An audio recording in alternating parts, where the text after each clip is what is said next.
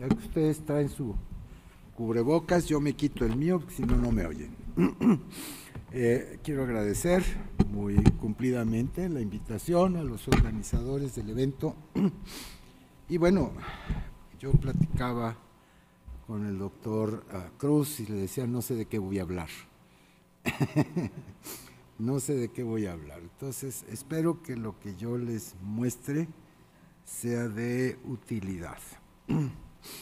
La diabetes es importante en todo el mundo, pero en México más. La prevalencia ha sido un poquito complicada. ¿No se oye? Bueno, ha sido un poquito complicada porque, a ver, andamos entre 13,5% y 15%. Las últimas en salud han tenido su problemita para decirnos la prevalencia completa.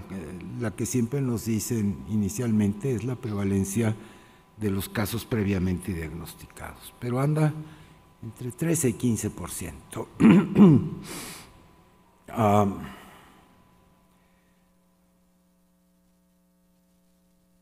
La mayoría de los pacientes no alcanzan metas de control y en un momento vamos a discutir por qué eso es importante, ¿sí?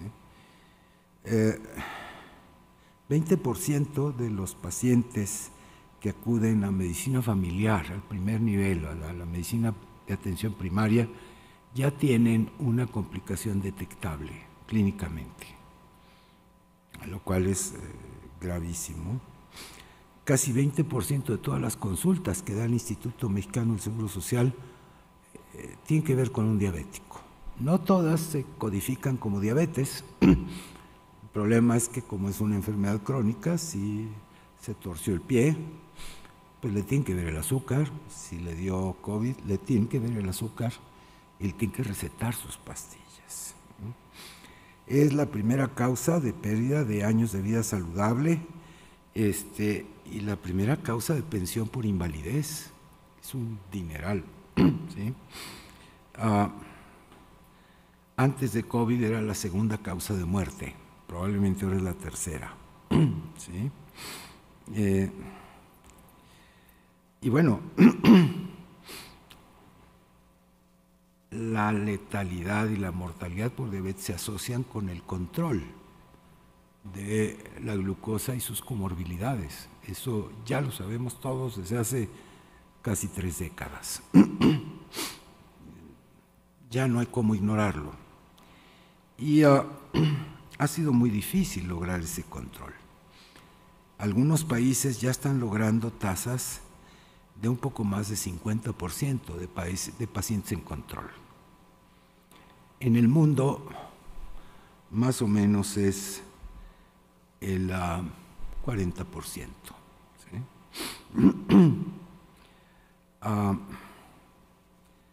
La invalidez por diabetes, pues, básicamente por complicaciones crónicas, está aumentando y la sobrevida del paciente con diagnóstico de invalidez es muy corta, son 6 años, una mediana de 6 años. El general, porque si tiene nefropatía o tiene múltiples complicaciones, pueden ser 3 años o menos. El costo es imposible. La última vez que me tocó calcularlo eran 40,000 pesos por pensionado. Si calculan el número de pensionados que alcanza millones, es una fortuna. Son las jornadas de inflamación. Entonces, es importante que yo diga que la relación de la diabetes con la inflamación parece ser bidireccional. Porque hay una clara relación entre los factores que conducen a la diabetes y a la activación de la inflamación. Uno alimenta al otro. ¿Sí? De hecho, ya hace algunas décadas que se consideran la diabetes y su principal factor de riesgo, la obesidad, como trastornos de activación moderada de la inflamación. Eso ya lo sabemos. Los clínicos hace muchos años sabemos esta relación. si llega un paciente con estado hiperosmolar al hospital, seguro trae una infección. Seguro. Es un estado intenso de inflamación. Los niños que llegan con cetoacidosis como primer manifestación, seguro tuvieron una infeccioncita que fue la que los dio el empujón. Más recientemente hemos notado que los picos de incidencia de la diabetes tipo 1 aquí en México, en nuestro instituto, se corresponden con los picos de incidencia de la influenza. Eso lo observamos poco antes del inicio de esta pandemia. No puedo asegurar que hay una relación causal, parece que no tiene que ver con el fenómeno de autoinmunidad, simplemente el fenómeno de inflamación, que le da ese empujón al niño para que manifieste la enfermedad a la que ya era susceptible. Hay otras enfermedades graves que también se asocian con el inicio de la diabetes. Por otro lado, el control de la diabetes también se asocia con inflamación. Es un paciente fuera de control, con dislipidemia, con hiperglucemia, tiene indicadores de inflamación en valores más altos que el paciente que está en buen control. Y cuando el paciente se controla, esos indicadores bajan. No estoy seguro que sea lo mismo con la hipertensión, pero con la diabetes y con los lípidos sí está muy claro. Entonces, ¿qué vamos a hacer? Bueno, no podía venir a esta charla sin mostrar una cosa así. No esperen que yo se las explique, ¿sí? Lo que sí les puedo decir es que esas cosas que hacen, que llevan a la diabetes, estos acarreadores representarían la resistencia a la insulina, también se asocian con la activación del sistema de la inflamación. También están asociados. Esa es la relación entre hiperglucemia, inflamación, obesidad, inflamación, etc. Esta está todavía más bonita. A ver si doña Lulú nos ayuda a explicarla. Estas imágenes me hizo el favor de dármelas Miguel Cruz. No son mías. En adultos, la causa más frecuente de estado hiperosmolar es una infección grave, neumonía, infección urinaria. En los niños que se presentan con cetoacidosis, el antecedente clínico más común también es una infección. El desencadenante, pues. En los niños, los picos de incidencia de diabetes tipo 1 siguen a los brotes de infecciones serias, como son la influenza, y más recientemente, por lo menos hay un par de comunicaciones que también lo relacionan con el COVID. Esto no creo que tenga que ver con el fenómeno autoinmune, como el virus que sería Coxsackie, o no sé cuál es el que... Yo no soy pediatra y veo pocos niños con esto, pero no parece tener que ver con el fenómeno autoinmune, tiene que ver más bien, parece ser, con la activación intensa de la inflamación. Entre los pacientes no diabéticos que llegan a la terapia intensiva con un infarto, 30 o 50% en ese momento debutan con diabetes. En ese momento. No quiere decir que el infarto cause diabetes, simplemente les da el empujón que les hacía falta. El control de la diabetes en México ha sido un tema de muchos años. La primera encuesta en Sanud que informó la proporción de pacientes en control nos decía que estaban alrededor del 5 o 7%. Esa era la cifra que nos dieron. Yo me guardé mi opinión porque habíamos hecho una revisión reciente de todos los que habían publicado, pero ninguno de esos artículos tenía representatividad nacional, andaban más bien 20%. Y la siguiente en Sanud, eso nos dijo, que 20% de los pacientes estaban en control, 21%, si no mal recuerdo. La última, la de 2020 me parece, la de medio camino, ya dicen que es 34, 39%. Por ahí en la mitad de los 30%. Todavía estamos por debajo del nivel más generalizado en el mundo, que es en los 40 y algo. ¿Sí? Y todavía no alcanzamos aquellos países como es el área de Cataluña, en España, no toda España, los catalanes, Estados Unidos, Inglaterra, Suecia, Noruega, Alemania, que tienen porcentajes por arriba del 50% y por abajo del 60%. Las consecuencias pues son evidentes. Las tasas de retinopatía que se informan son 14%. Si le hacen foto de fondo de ojo es más bien 50%. Aunque afortunadamente la mayoría de los casos son leves. Tienen 1 o 2 microneurismas nada más. De úlcera a los pies se reporta 7%. En los expedientes clínicos, en una revisión de 300,000 expedientes que publicamos aquí en la revista de la Academia, estaba entre el 12 y el 19%. Aunque es muy complicado porque no hay una categoría de la clasificación internacional de las enfermedades para úlcera del pie. Todavía hay quien lo clasifica como pie diabético, neuropatía, problema neurológico. Es muy difícil, pero en los expedientes clínicos anda entre el 12 y el 19% en 5 delegaciones del Seguro Social.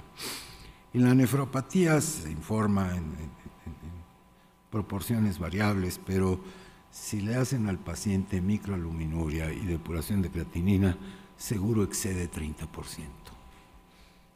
que es muy por encima de estos valores que ven ustedes en azul. ¿Cuál es el problema? No identificamos a tiempo a todos los diabéticos. Uno, porque hay un periodo asintomático muy largo. Dos, pocos de ellos, de los que están diagnosticados, alcanzan metas de control. Entonces, todavía no les podemos dar a nuestros pacientes los beneficios del estudio UKPDS que se publicó antes del año 2000. Todavía no podemos hacerle llegar esos beneficios. Por eso las complicaciones ocurren con tanta frecuencia. Los datos que les voy a mostrar son de un estudio de 5,000 pacientes que analizamos en las 2 delegaciones de la Ciudad de México y las 2 delegaciones del Estado de México. Trabajamos en 25 clínicas, aquí están identificadas cuáles son y a qué delegación corresponden. Y analizamos, no fue un ensayo clínico, es un estudio de cohorte, 3 diferentes formas de atender a los diabéticos, uno que se llama la atención habitual de medicina familiar, el otro el programa Diabetims y el otro era un programa que se llama de atención del paciente crónico, que es el que dio lugar al que ahora se está aplicando. En total examinamos 5,154 pacientes y al cabo de un año teníamos un poco más del 80%, de manera que podemos tener confianza porque fue un seguimiento, creemos, suficiente para llegar a conclusiones válidas. Sí, desafortunadamente, las metas del tratamiento, el logro de metas terapéuticas es una tragedia. Hay un par de programas que alcanzan 50% o más. ¿Sí?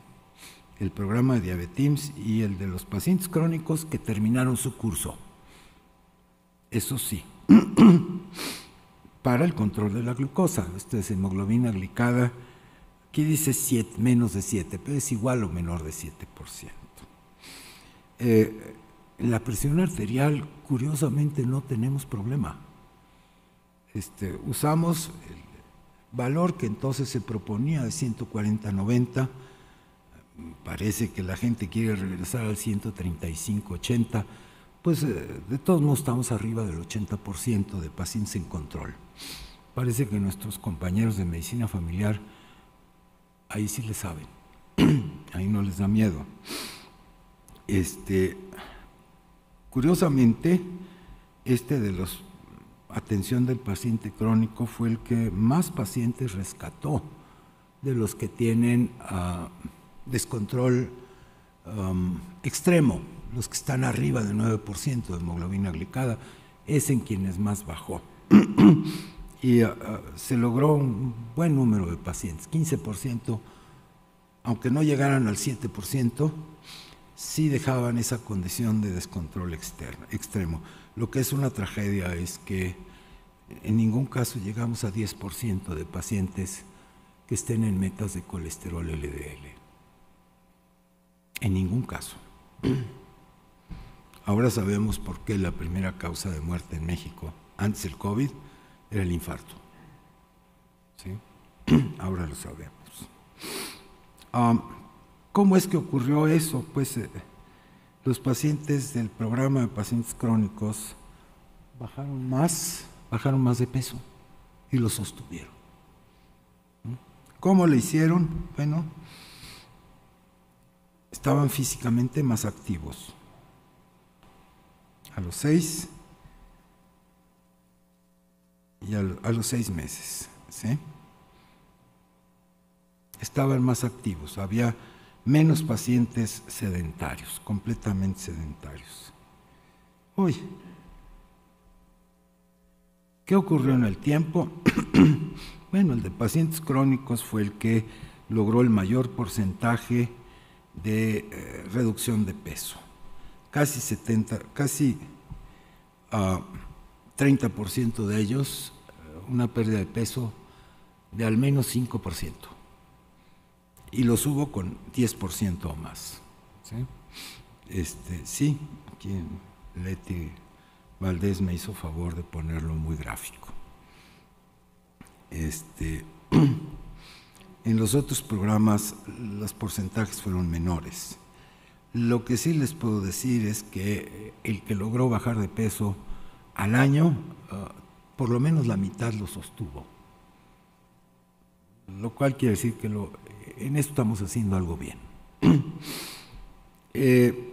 Había muy poquitos pacientes que requerían intensificación de tratamiento, no hay diferencias muy grandes. Diabetims parece que está haciendo un mejor trabajo con intensificar el tratamiento. Intensificar el tratamiento significa aumentar la dosis, agregar otro fármaco cuando el paciente no esté en control. ¿Sí? Eso significa intensificar el tratamiento. Y bueno, no hubo diferencias significativas entre los grupos, pero están en muy buenas metas. En el mundo se logra en la mitad, no en el 80, ni en el 70, ni en el 90%. Con los medicamentos, ahí fue terrible. De nuevo, a los 6 meses, Diabetims hizo un mejor trabajo de aumentar dosis, agregar fármacos. Los del paciente de crónicos fueron los que menos intensificaron, pero también fueron los que más altas, había más pacientes en control, entonces no necesitaban tantos pacientes incrementar dosis. ¿Sí? Casi todos tenían dislipidemia, colesterol LDL elevado, y casi en ninguno se les agregó una estatina. Y vaya que ya hay estatinas potentes disponibles para primer nivel de atención. La última vez que chequé cuánto cuesta lo que antes era Lipitor, no me acuerdo cómo se llama, es atorvastatina. La cajita del seguro ya cuesta 9 pesos. Cuando empezamos a trabajar en estos programas, la cajita costaba 250 pesos. Y bueno, la proporción de pacientes en meta y en quienes se hizo intensificación es mínima. En el mejor de los casos llegó a 10%, 13%.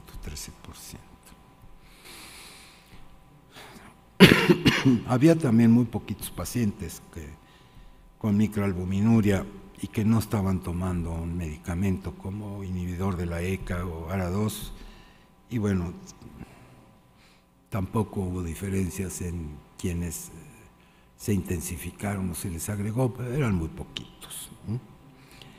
En resumen, las estrategias educativas en el autocuidado, como es la alimentación saludable, la actividad física, logran reducción de peso sostenida. Sí, en México, aquí, sí se puede, ¿sí? Por un año más. Sin importar el programa de atención, la intensificación del tratamiento farmacológico se realiza en menos del 30% de los pacientes. Y generalmente no es suficiente para lograr la meta. ¿Sí? Necesitamos un programa adecuado de intensificación del tratamiento basado en mediciones periódicas de las metas terapéuticas, y necesitamos detectar complicaciones crónicas a tiempo. ¿Por qué ocurre esto? Hicimos observaciones en un grupo de 85 médicos familiares a los que les gusta la diabetes, que tenían interés de participar en estos programas. Y a propósito del inicio de insulina, les preguntamos qué tan importante crees que sea esto y qué problemas ves para implementarlo. O sea, cambiar una conducta implica creer que es eficaz, que sirve, y por otro lado, sentirse capaz de hacerlo. Y bueno, todos dijeron que era muy importante, por supuesto, y lo muy interesante que lo tuvimos que analizar con métodos de la investigación social fue cuáles son las dificultades, ¿no? Me da miedo. O sea, no son malas personas. No quiero matar al paciente de hipoglucemia.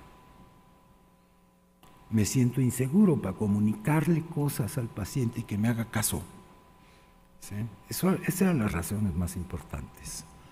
Esto es, el logro de las metas terapéuticas pasa por un entrenamiento en consejería y en comunicación. Y pasa también por encontrar el modo de que adquieran confianza para prescribir la insulina. Y lo mismo ocurre con los nuevos medicamentos. Para el control terapéutico deben cumplirse dos requerimientos: un programa adecuado de cambio conductual y un programa adecuado de intensificación del tratamiento. No tiene remedio. En obesidad, alimentación, dieta, son técnicas de cambio conductual, que se llaman técnicas de manual, porque no es necesario que las aplique a un psicólogo o una psicóloga. Una persona profesional de la salud las puede aprender. Eso es lo que funciona. Es muy imperfecto, sí, pero es lo único que funciona.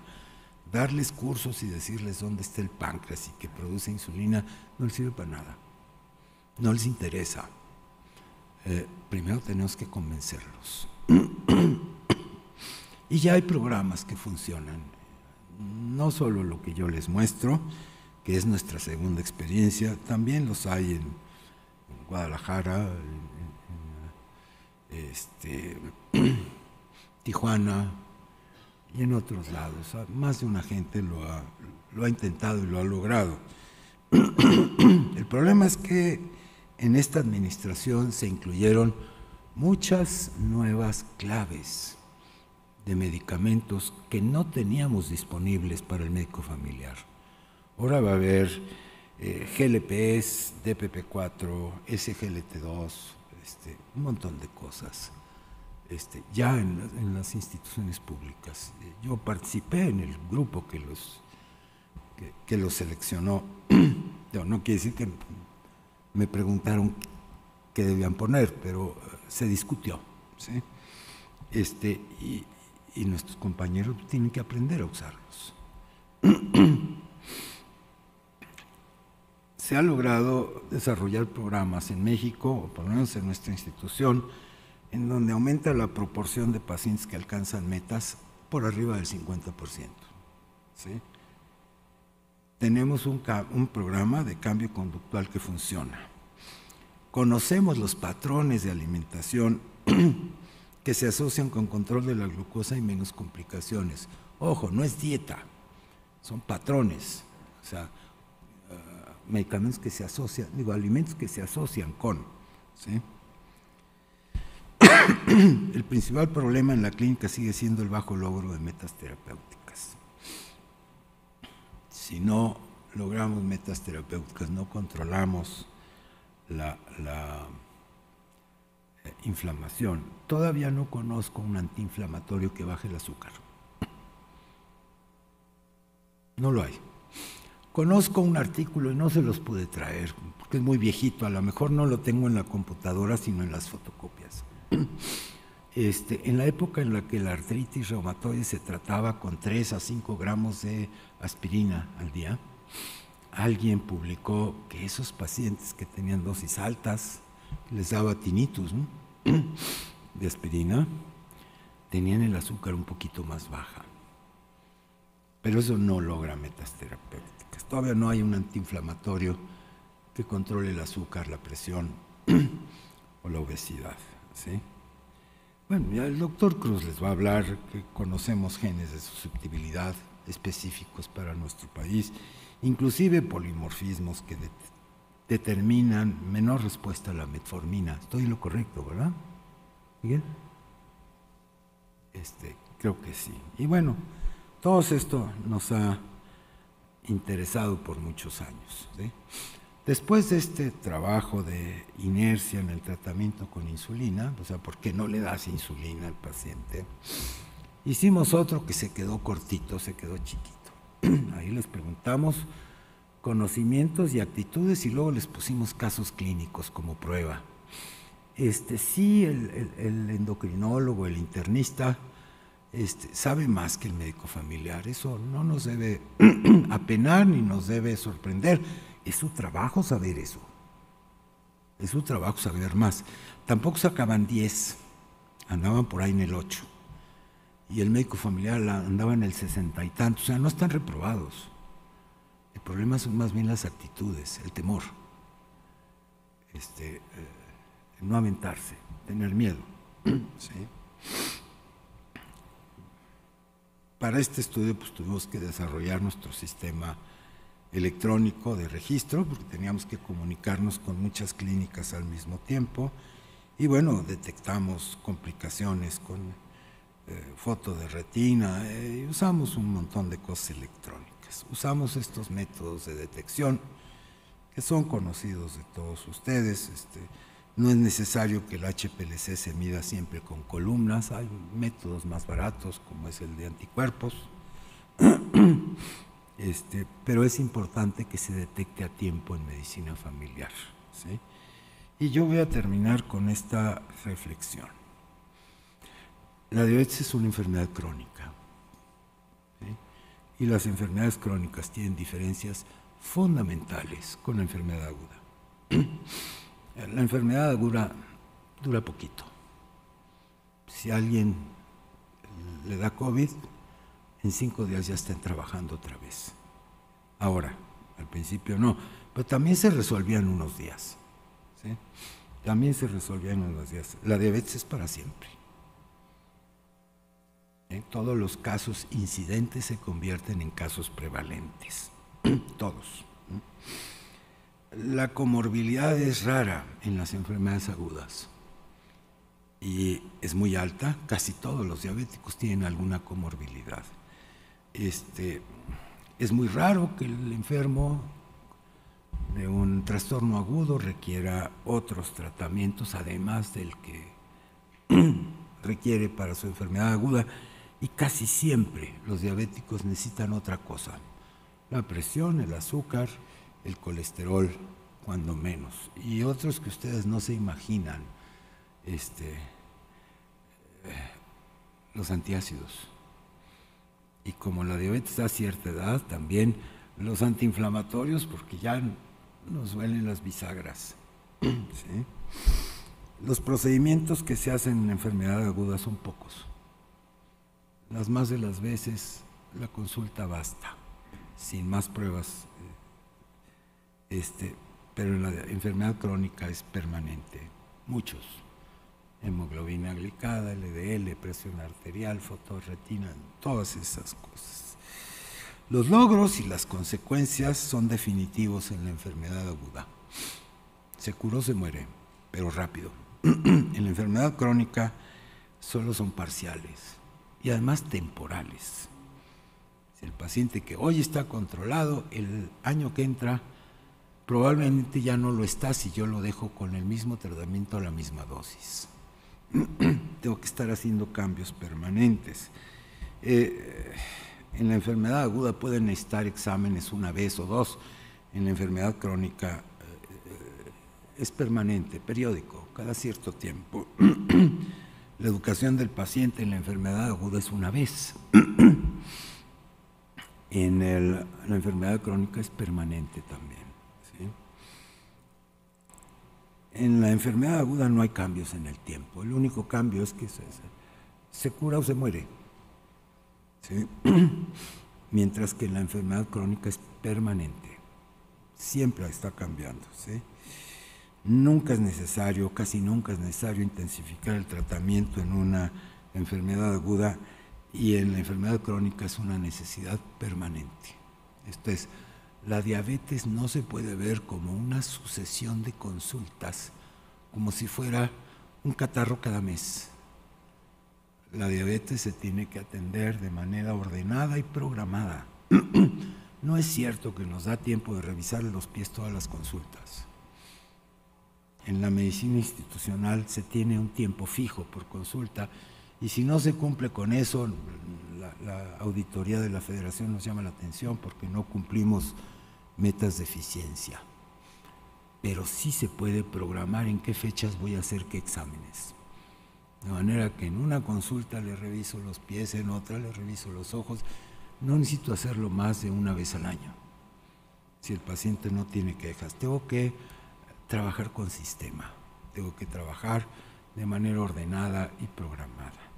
Y es todo lo que yo tenía que decir. Muchas gracias, espero no haberlos que no estén a disgusto. Gracias.